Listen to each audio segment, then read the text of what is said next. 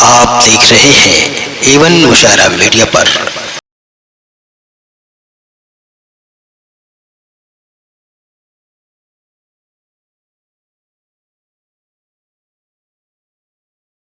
अब सहाबा को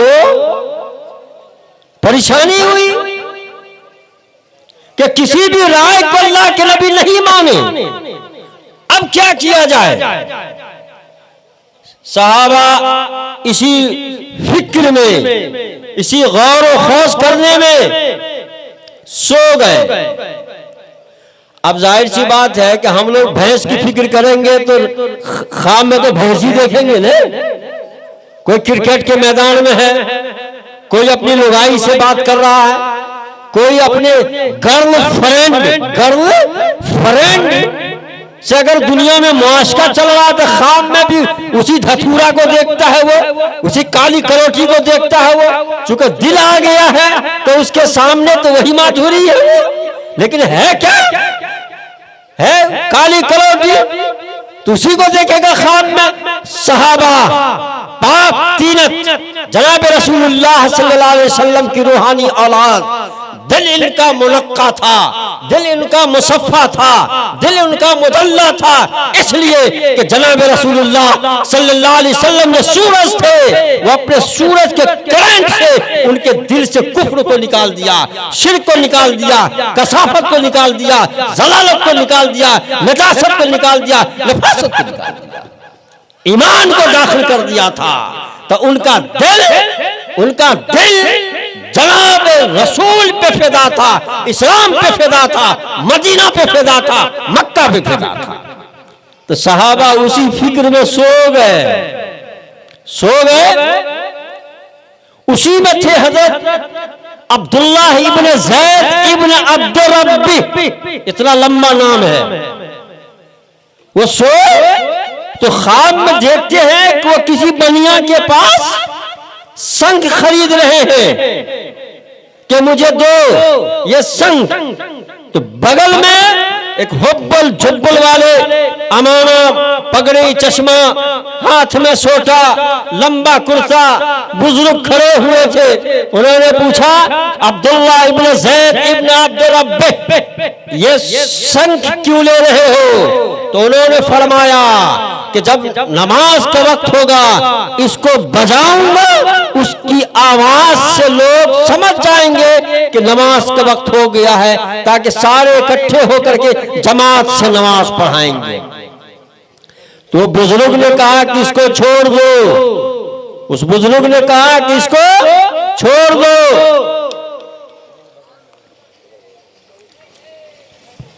मैं तुमको ऐसा अल्फाज बता रहा हूं कि तुम भी पसंद करोगे, तेरे नबी भी पसंद करेंगे।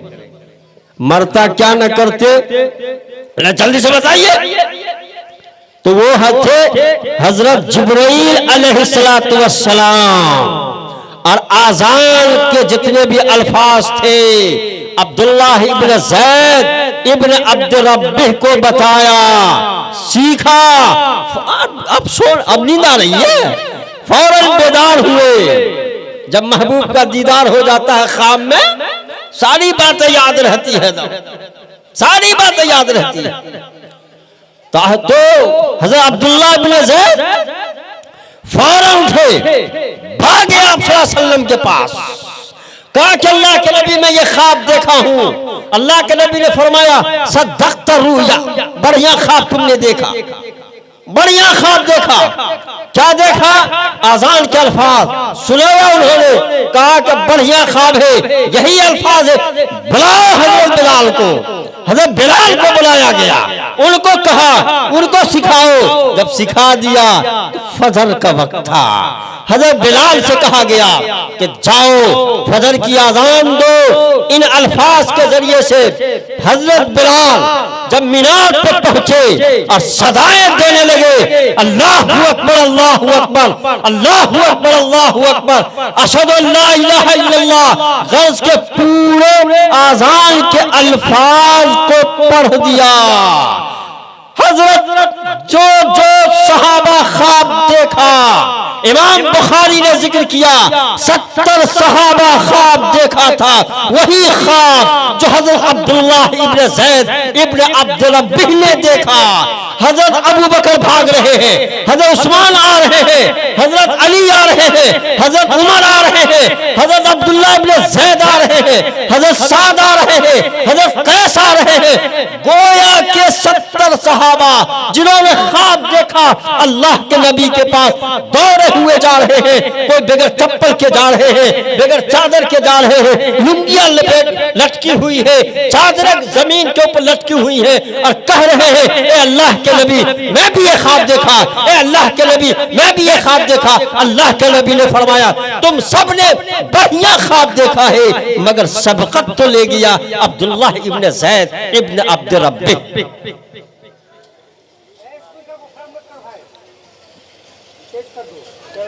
इस तरह आपके ऊपर आजान को अल्लाह ने लागू किया।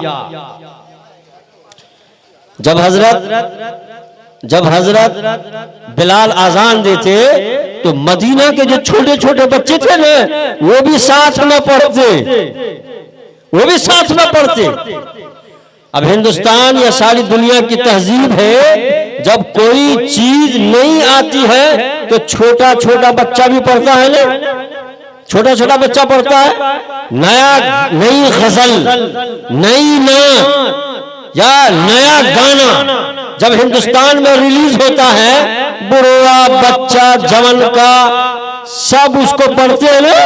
आज से 10 साल पहले एक गाना पूरे हिंदुस्तान में मशहूर हो गया था, हुआ था ना, ताऊ हट जा, था कि ना जी, ताऊ हट जा। ट्रेन के अलावे हर चीज के अंदर यही गाना, जरा झलक दिखला जा। हर बच्चा बूढ़ा नौजवान की जुबान के ऊपर यही था। तो हजरत बिलाल जब आजान देते थे तो मदीना के छोटे छोटे बच्चे हर एक की जुबान के ऊपर वही आजान के अल्फाज थे। उन्हीं में थे एक अबू महजूरा, काफिर की औलाद, मुशरिक, छोटा सा बच्चा। जब वो गुनगुना रहा था, अल्लाह के नबी ने इशारा किया कि बच्चा इधर आओ। मुफ्ती साहब अभी घड़ी मत देखिए आप, ए बच्चा इधर आओ। नहीं आए, डर गया अबू महजूरा, चूंकि मैं मुशरिक की औलाद हूं, इनकी आजान पढ़ रहा हूं, हो सकता है कि मुझे बुला के 2 झापड़ लगा दे। नहीं आ रहे थे। अल्लाह के नबी ने हजरत अली से कहा, जाओ उसको पकड़ के लाओ। लाया गया। अल्लाह के नबी ने कहा, अबू महजूरा क्या पढ़ रहे थे, जरा पढ़ो सुनाओ। अबू महजूरा डर से सहम गए, कांपने लगे, नहीं पढ़ा।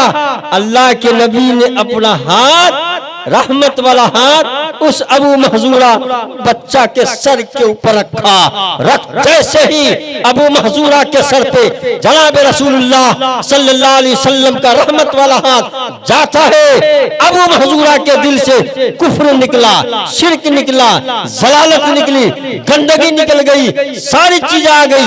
उनके दिल के अंदर ईमान आया, हिदायत दी अल्लाह ने, उनके दिल को रोशन किया, इस्लाम आ गया।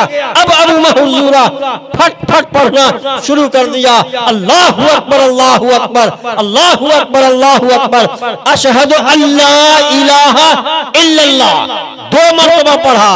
उसके बाद अशहदु अन्ना मुहम्मद रसूलुल्लाह आहिस्ते पढ़ा।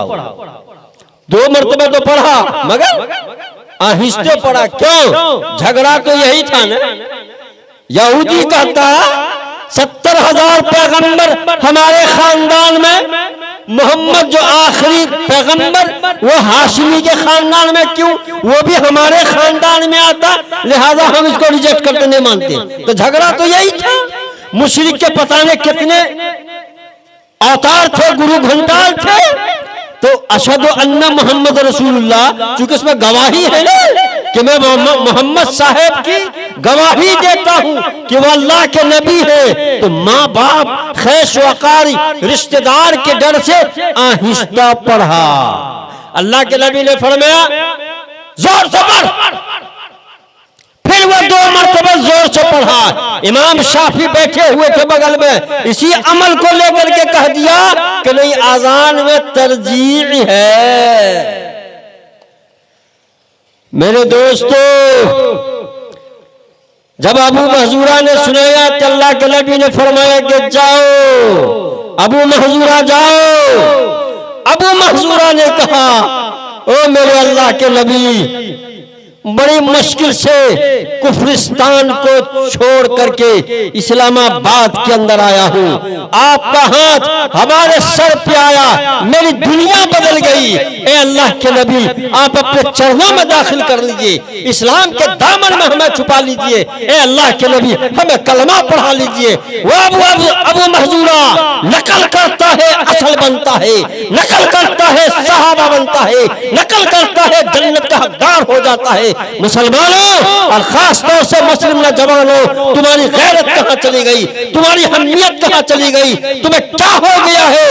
अबू महजूरा असल नकल किया, असल बन गया, तुम असल हो करके नकल करते हो। सारी दुनिया है इस्लाम और अहले इस्लाम और नौजवानों, ये सारी दुनिया तुम्हारी इक्तदा किया करती थी, लेकिन तुम आज मुक्तदी हो, तुम दूसरों के मुक्तदा करते हो। आज नेट वाला अगर नेट के ऊपर कोई गंदी बातें शाये कर देता है, कोई नई चीज इशू कर देता है, सबसे पहले मुस्लिम नौजवान उन सारी चीजों को अपनी जिंदगी के अंदर ले लेता है।